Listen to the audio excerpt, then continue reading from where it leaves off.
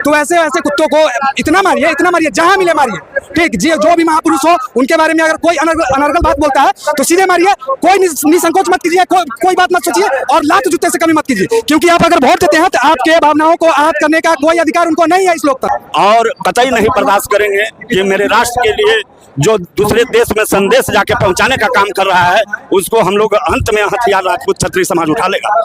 संसद भवन में बताया जाता है कि राणा संघार गद्दार है, क्या कहें? राणा संघार गद्दार है कि राणा संघार के युद्धों के बराबर नहीं है वो एमपी। हम उस पुरुष का है जो हम लोग देश को बनाया है, हम लोग देश को बेचा नहीं है। ये जो भारत है मेरे पूर्वजों ने लहू बहाया है, तो आज हम सब कुछ सनातन जो है अराजकतंत्र से रह रहे हैं। हम लोग पूर्वजों नहीं रहते तो भारत नहीं रहता। देखिए भाई, मसौढ़ी के वीर कुंवर सिंह कॉलोनी में हूँ और यहाँ पे क्षत्रिय सम्मान रैली मनाया जा रहा है और यहाँ पे देख सकते हैं बिहार के तमाम जिला से यहाँ पे क्षत्रिय समाज के लोग यहाँ पे आ रहे हैं और क्षत्रिय कर्णी सेना का राष्ट्रीय अध्यक्ष महिपाल मकराना सिंह यहाँ पे आ रहे हैं। क्या कुछ कहिएगा? सभी लोगों, जो सभी क्षत्रिय समाज में बहुत उत्साह है कि हमारे माननीय, हमारे समाज के नायक आज मसौढ़ी की धरती पर पधार रहे हैं। इससे बड़ा खुशी कुछ हो ही नहीं सकता है। सारा समाज उनको देखने के लिए, उनको आने के लिए इंतजार कर रहा है। अच्छा, रामजी लाल जो सुमन है इस तरह के बयान दिए हैं, क्या कहिएगा इसके बारे में? वो बोले हैं कि ये गद्दार के वंशज है। अरे वो तो खुद गद्दार है, वो खुद हिजड़ा है, वो हिजड़े की भाषा बोल रहा है। उसको तो ये बोलना नहीं चाहिए था, संसद में हो उसमें भी। इस पर तो उसकी सदस्यता भंग होनी चाहिए थी और उसको आज कारावास में रहना चाहिए था। हाँ, अच्छा, क्या कहिएगा जिस तरह से हम एक समियाना में आप लोग एक टेंट में एकत्रित होते हैं, बाहर एक रहते हैं?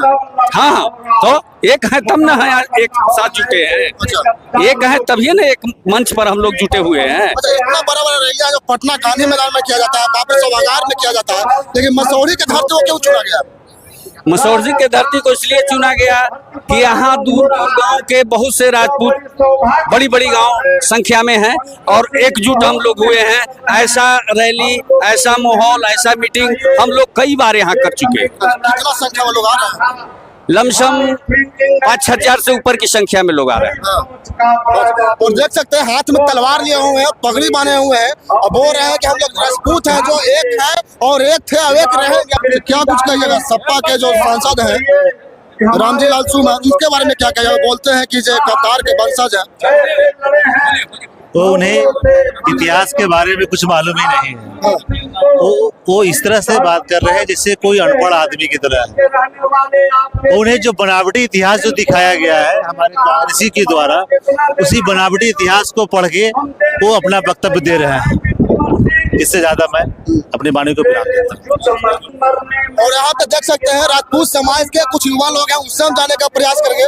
क्या कुछ कहिएगा? सपा के जो सांसद हैं रामजी लाल सुमन जी इस तरह से तीखा बयान दिए हैं कि गद्दार के वंशज है, क्या कहिएगा? सबसे पहले तो जो सांसद साहब हैं इनके पास ज्ञान है नहीं, नॉलेज है नहीं, और हमारा इतना ही कहना है कि हमारे महापुरुषों के बारे में जिन्होंने इस मिट्टी के लिए खून से इस मिट्टी को सींचा है, ठीक, उनको तो मान सम्मान मिलना चाहिए।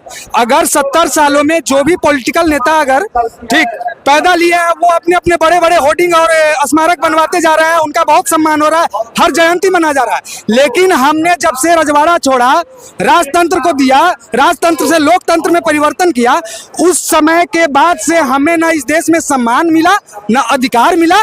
जबकि इस देश के लिए सबसे ज्यादा खून बहाने वाला अगर कोई समाज है, कोई समुदाय है, तो वो क्षत्रिय समाज है, क्षत्रिय धर्म है।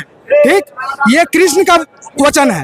क्षत्रिय धर्म, छात्र धर्म का जो पालन करेगा वो सृष्टि का रक्षा करेगा। हमें भगवान ने खुद से संजोगा है, हमें अधिकार भगवान ने दिया है। हमारे कुल में 23 से 24 देव का जन्म हुआ, भगवान का जन्म हुआ है। रामकृष्ण, महावीर, गौतम बुद्ध अनेकों ऐसे हैं। पराक्रमी राजा का तो बात छोड़ दीजिए, ठीक ना। सांसद साहब जो भी हो, कल तो कर्णी सेना का आपने प्रदर्शन देखा आगरा में क्या हो रहा था। तो ऐसे कुत्तों को इतना मारिए जहां मिले मारिए। ठीक जी, जो भी महापुरुष हो उनके बारे में अगर कोई अनर्गल बात बोलता है तो सीधे मारिए, कोई निसंकोच मत कीजिए, कोई बात मत सोचिए और लात जूते से कमी मत कीजिए, क्योंकि आप अगर वोट देते हैं तो आपके भावनाओं को आहत करने का कोई अधिकार उनको नहीं है इस लोकतंत्र में। बहुत बहुत धन्यवाद। यहाँ पे मकराना जी आ रहे हैं, क्या कुछ कहिएगा? मसौढ़ी की धरती पर पहली बार आ रहे हैं। मकराना जी आज थोड़ी देर में इनको आगमन है और हम लोग ने 12 के आगरा में कार्यक्रम रखा गया, 13 के हम लोग ने राणा सांघा जो हमारे महापुरुष का अपमान किया है उस पर यहाँ कार्यक्रम बाबू वीर कुंवर सिंह की धरती पर रखा गया है।